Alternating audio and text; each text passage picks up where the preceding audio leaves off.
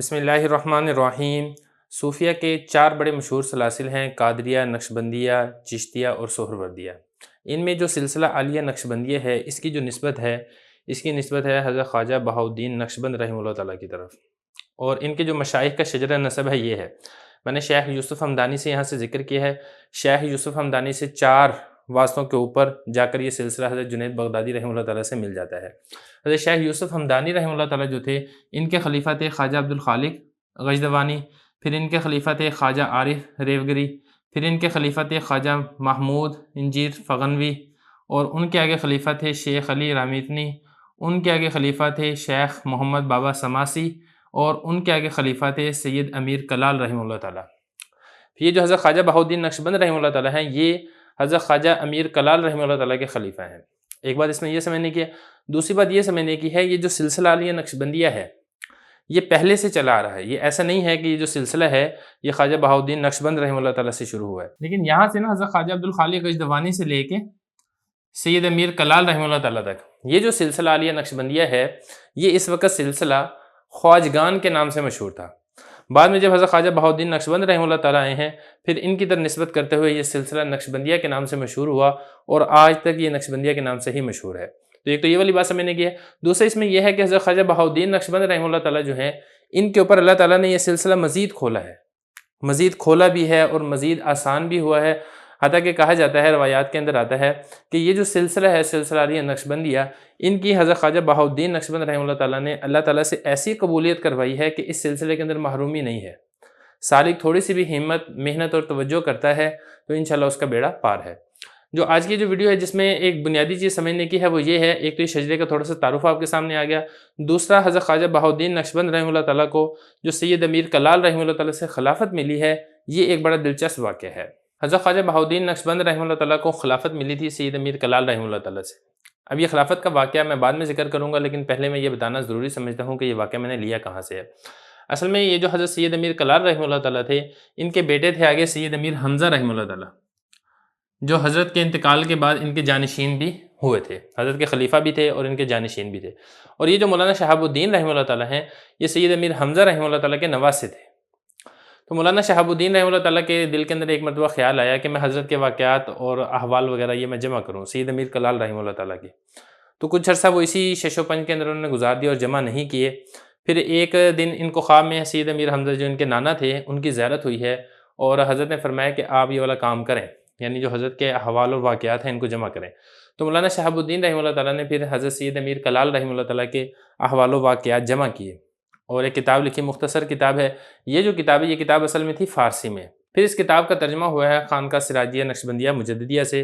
Doctor Nazir Ranjha صاحب ہیں، بہت قابل قدر مصنف ہیں، اور انہوں نے صوفیاء کی کتب کے اوپر بہت اہم کام کیا ہے۔ کتاب میں آپ کو دکھا دیتا ہوں، اور میں مشورہ دوں گا خاص طور پہ ہر نقشبندی کو یہ کتاب ضرور پڑھیں اور حضرت کے احوال و واقعات سے آگاہی حاصل کریں۔ اس کتاب کے اندر واقعہ ذکر کیا گیا ہے کہ ایک مرتبہ حضرت سید امیر کلال رحمہ اللہ تعالیٰ نے حضرت خواجہ بہاؤالدین نقشبند رحمہ اللہ تعالیٰ کو فرمایا کہ آپ چلے جاؤ اور پھر ہمیں مت چاہنا۔ تو جب یہ والی بات حضرت نے کی ہے حضرت خواجہ بہاؤالدین نقشبند رحمہ اللہ تعالیٰ سے، تو حضرت خواجہ بہاؤالدین نقشبند رحمہ اللہ تعالیٰ کے دل کے اندر غبار آیا اور وہ وہاں سے چلے گئے۔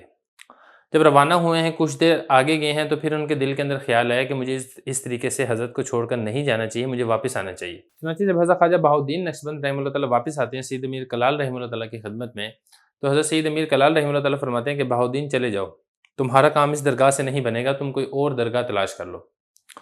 تو حضرت خواجہ بہاؤالدین نقشبند رحمہ اللہ تعالیٰ بڑے مایوس ہوتے ہیں، اور پھر وہ کہتے ہیں کہ میں اب جاؤں گا اور میں واپس نہیں آؤں گا۔ تو پھر حضرت وہاں سے تشریف لے جاتے ہیں اور بخارا شہر کی طرف جانے لگتے ہیں، اور ارادہ کر لیتے ہیں کہ اب میں دوبارہ حضرت سید امیر کلال رحمہ اللہ تعالیٰ کی خدمت کے اندر نہیں جاؤں گا۔ تو جاتے ہیں، جاتے جاتے وہ ایک جوئے خانے کے پاس سے گزرتے ہیں۔ وہاں پہ 2 جواری ہوتے ہیں، وہ جوا کھیل رہے ہوتے ہیں۔ ان میں سے ایک جواری ایسا ہوتا ہے کہ وہ جوئے کے اندر اپنا سب کچھ ہار چکا ہوتا ہے۔ جب اپنا سب کچھ ہار چکا ہوتا ہے، لیکن وہ جوا کھیلنے سے باز نہیں آ رہا ہوتا، وہ دوسرے جواری سے کہتا ہے کہ تم مجھے کچھ رقم دو، میں جوا کھیلنا چاہتا ہوں۔ تو دوسرا جواری اس پہلے کو کہتا ہے کہ تم تو اپنی ہر چیز لٹا چکے ہو، تمہارے پاس تو اب کچھ بھی باقی نہیں بچا، تو اب تم کس چیز کے اوپر بازی کھیلو گے؟ یعنی تم مجھ سے قرض لے رہے ہو، میرا قرض تم کیسے واپس کرو گے؟ تو پہلا جواری کہتا ہے کہ میں اب اپنی جان کی بازی لگاؤں گا، مطلب یہ کہ میں اپنی جان تمہارے پاس رہن رکھواتا ہوں، تم مجھے اتنے پیسے دے دو، جب میں تمہارے پیسے ادا کر دوں گا تو پھر میں چھڑوا لوں گا، ورنہ میں تمہاری غلامی میں آ جاؤں گا۔ جب حضرت خواجہ نے اس شخص کی جواب سنا تو مچھلی کی طرح تڑپنے اور پھڑکنے لگے، اور کہتے کہ خواجہ تو نے ایک اتنے عالی مقام سے اپنے آپ کو اتنی کمتر جگہ میں گرا دیا، واپس لوٹ جا اور اس درگاہ کو نہ چھوڑ۔ چنانچہ حضرت خواجہ بہاؤالدین نقشبند رحمہ اللہ تعالیٰ پھر وہاں سے واپس تشریف لے جاتے ہیں حضرت سید امیر کلال رحمہ اللہ تعالیٰ کے پاس۔ پھر حضرت سید امیر کلال رحمہ اللہ تعالیٰ کی جو وضو کے پانی کی خدمت تھی، یہ حضرت خواجہ بہاؤالدین نقشبند رحمہ اللہ تعالیٰ کے ذمے تھی۔ حضرت خواجہ بہاؤالدین نقشبند رحمہ اللہ تعالیٰ لوٹے کے اندر وہ پانی گرم کر کے رکھتے تھے اپنی بغل میں، تاکہ جب صبح کے وقت حضرت سید امیر کلال رحمہ اللہ تعالیٰ اٹھیں اور وہ وضو کرنا چاہیں تو ان کو پانی گرم ملے۔ اب خدا کا کرنا ایسا ہوا کہ جب یہ واپس چلے گئے ہیں، پھر اس کے بعد ایک دن انہوں نے ایسے ہی کیا، انہوں نے لوٹے کے اندر پانی رکھا، اپنی بغل کے اندر رکھا اور ساری رات جو تھی حضرت کے دروازے کے اوپر گزار دی، اور اس رات برف باری بھی کافی زیادہ ہوئی، اتنی برف باری ہوئی کہ جو حضرت خواجہ بہاؤالدین نقشبند رحمہ اللہ تعالیٰ تھے اس برف کے اندر چھپ گئے۔ جب صبح صادق ہوئی تو حضرت شیخ بہاؤالدین رحمہ اللہ تعالیٰ کی سعادت کی صبح بھی طلوع ہوگی۔ وہ اس طریقے سے کہ جب سید امیر کلال رحمہ اللہ تعالیٰ اٹھے ہیں صبح صادق کے وقت، باہر تشریف لائے ہیں، اپنا قدم مبارک جب باہر رکھا تو وہ قدم حضرت خواجہ بہاؤالدین نقشبند رحمہ اللہ تعالیٰ کے سر پر آ گیا۔ حضرت سید امیر کلال رحمہ اللہ تعالیٰ نے فرمایا کہ اے بیٹا بہاؤالدین اٹھو، جس طرح ہمارا قدم تمہارے سر پر آ گیا ہے اسی طرح سارے مخلوق کے سر تمہارے قدموں میں آ جائیں گے۔ اور اسی رات کو پھر حضرت خواجہ بہاؤالدین نقشبند رحمہ اللہ تعالیٰ اپنے مرتبہ کمال کو پہنچ گئے۔